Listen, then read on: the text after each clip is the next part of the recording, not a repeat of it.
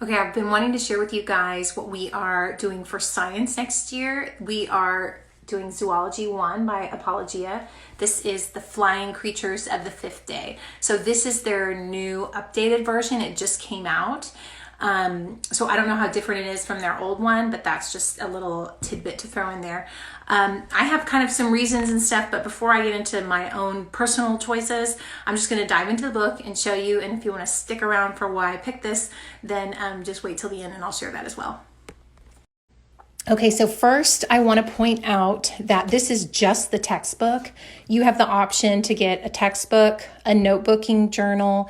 They even have an audiobook option, but I only went with the textbook and I'll explain why in a little bit.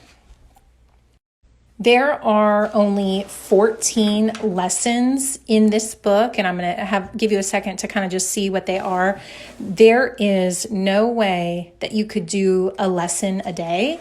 So please keep that in mind. I mean, maybe if you were super homeschool mom, you could, but that's not me.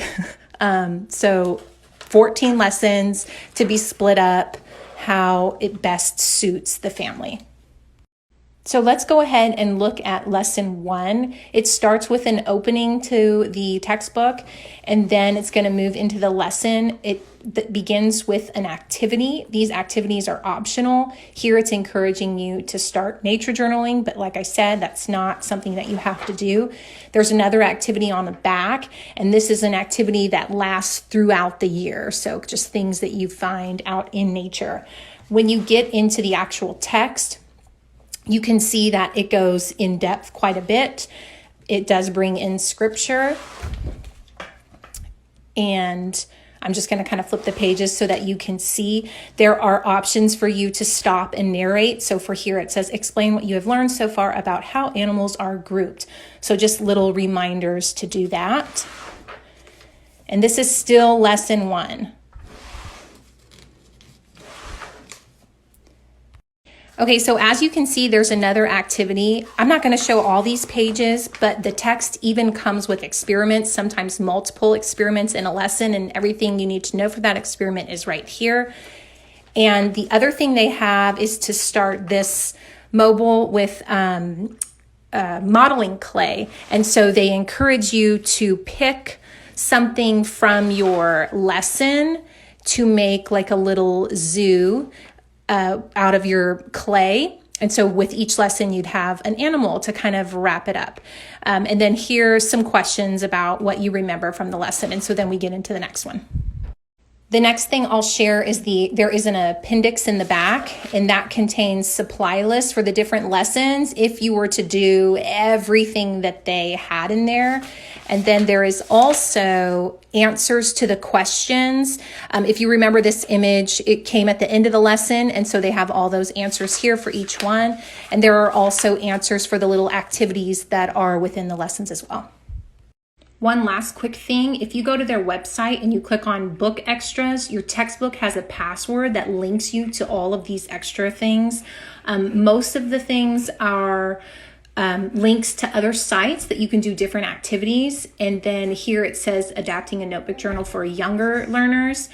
So if I were to click on lesson 1, that's the one I just showed you in stories, you can see there's all of this stuff about John Audubon, how to start a nature journal, taxonomy, scavenger hunts. And so I can just click on any of this.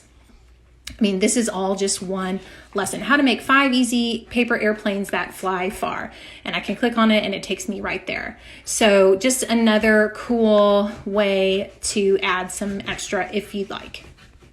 Okay, so here is my plan. First, my inspiration for choosing this was I was actually listening to a podcast. It was the Charlotte Mason show, I think, and the speaker was the author of this text. And her episode was something like 5 ways to make science amazing or something. And I'll try and link that for you guys. But she was talking about the text, and she got a letter from a person that had used this, the astronomy one, and she was saying how wonderful it was. Her kids still remember it, yada, yada. Well, the author wrote that customer and said, hey, can you tell me how you utilized it? Did you use the notebook? Did you do the experiments? I mean, what was so great about it? And the mom responded, no, I just read the text at bedtime. And I was like, okay, that's what I need. I need something simple that I can take a step further if I want. So as a reminder, my kids are 9, almost 7, 4, and 2.5. And I hope to just read a little bit every day, just depending on how the flow of that day goes. I don't have a goal to finish this by a certain time. Based on our interest, if we really love learning about something, then my plan is to get books from the library. You can search living books about insects. And so I can find any other books that I might want to read. And so that lesson might take a little bit extra because we want to dive in further. So it's going to be kind of a go with the flow thing. And then on days that I have extra energy, I will maybe throw in an experiment or maybe try a modeling clay activity. So we'll see how it goes. But I'm really excited. I love how much we're learning together. And I'm excited to dig a little deeper into this.